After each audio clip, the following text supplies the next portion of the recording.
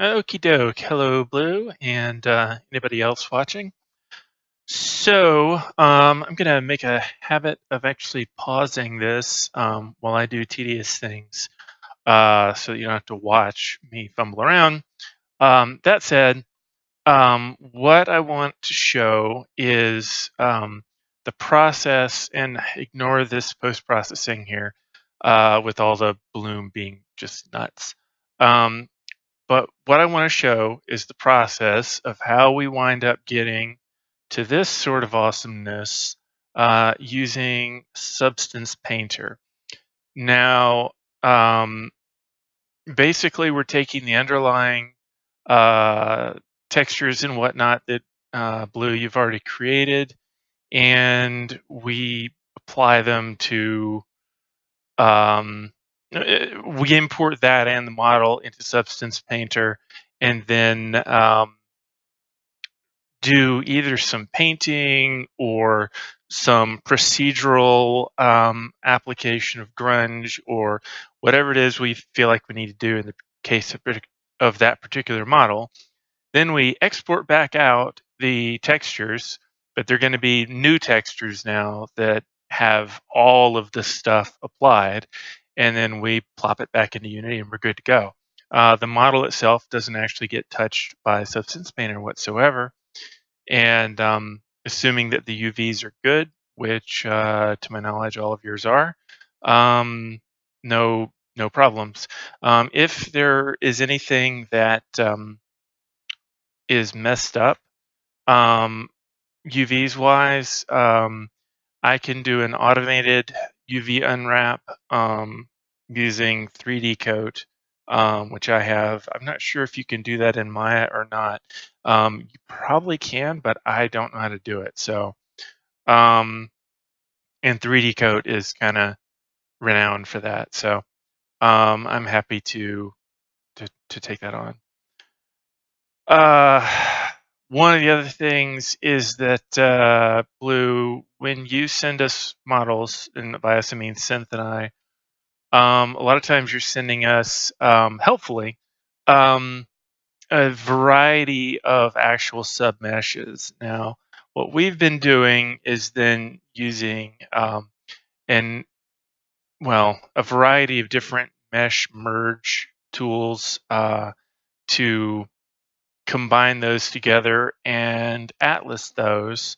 And we have a whole process for that in Unity, which I can show you if you want to use the tools that we've been using. Um, if you want to do that in Maya instead, I imagine there's a workflow for that. Um, but again, I pretty much know the animation pipeline in Maya and rigging, and not a whole lot else in that particular program. I mean, basic modeling aside. So when it comes to some of those things, if you want to figure out how to do that in Maya, then be my guest. Otherwise, um, let us know, and I'll show you how to do it in Unity using the stuff we've got set up. The idea is before we start taking this into Substance Painter, we want to have this in as few meshes as is reasonable. Basically, as few meshes, most likely, as we're going to animate. So in case of the space dock, we have this outer bit and we have the inner bit. I think you gave it in way more pieces than that, which again is helpful that you modeled it that way. And then it gave us the choice of what to split and what not to. But then we can combine them that way. For some of the other things, like with whoopsies, like with the anything that's got any sort of like partial transparency on it, like the shield starship bits there, those bits don't combine with anything that's just completely opaque geometry. And actually, I'm going to completely ignore that in Substance Painter as well. It's good to go as it is. We don't want any further changes to it. And we'll just, it would, the shell of that will come into Substance Painter, but we'll then get rid of it. So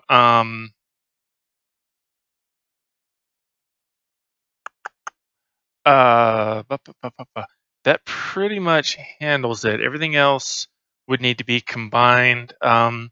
There are some cases where Synth did something really clever, like when there's a repeated element.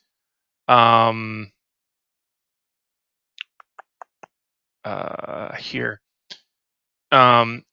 we've got these missiles, and we just could not reduce those to a reasonable polygon count.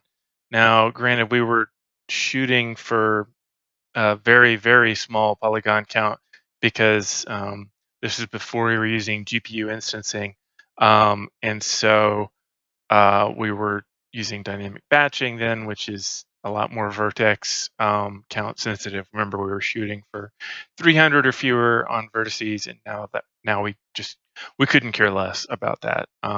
Instead, it's all going to be um, um, the meshes themselves getting instanced and the textures getting mapped, and we're good to go.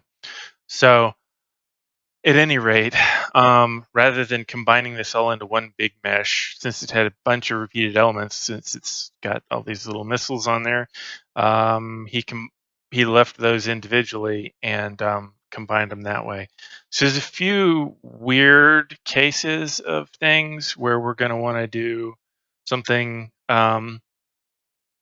something really unusual, and that's something where we should probably have a conversation about the individual item. In this particular case, the missiles are treated pretty much like their own entity, and they have their own texture or material and everything that will paint one way, and then they're actually used as a projectile too. And then we've got the actual turret body, which gets painted by itself. And so those are examples of cases where we would split it when it has nothing to do with animation. The other one is with the really giant ships like the Ark. Arc number one here anyway, the original one. This one still has the three pieces that you sent it in. The reason for that being the reason you had it in three pieces, which is that it's um, was a little more. It fit better texture wise. So overall, we're going for 2048 by 2048 on the texture sizes with things like the arc and whatnot. And for things that are smaller, we're going for smaller textures. So you can always paint bigger and then shrink smaller later as needed. And one of the nice things about Substance Painter is that depending on exactly how you do it, it's somewhat resolution independent anyway. And so if you're working with 2048 by 2048 textures, then you can get it switched down to or switched up to 4096 squared, just with a little flip of a switch, basically, and it fills in the extra detail for you. Um, Not if you do direct painting, but if you're doing masking and using paint layers, then it does work that way. Okay, so that basically covers everything that is um, preparing for uh, Substance Painter. So I guess I'll actually make separate videos. So into video one.